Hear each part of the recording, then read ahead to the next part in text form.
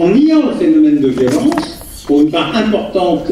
de la population, y compris une population académique, en indiquant qu'elle ne serait que subie et qu'il n'y aurait pas d'auteurs ni d'acteurs de la violence, mais que des spectateurs et des victimes, nous évitons de régler un problème majeur qui est le rajeunissement généralisé du passage à l'acte. Pour ne prendre qu'un seul exemple, au cours des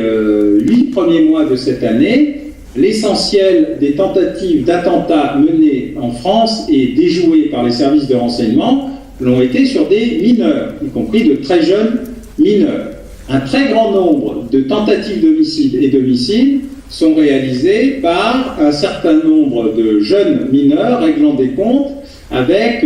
leurs ex, leurs petits amis ou petites amies, leurs concurrents, ou simplement pour régler un problème commercial mal traité, avec le retour, je dis bien le retour, car nous sommes très amnésiques sur les questions criminologiques, du surinage, c'est-à-dire de l'arme blanche, qui était l'enjeu historique de la présence des Apaches entre 1900 et 1920 en France. Car une partie de notre problème est aussi l'amnésie.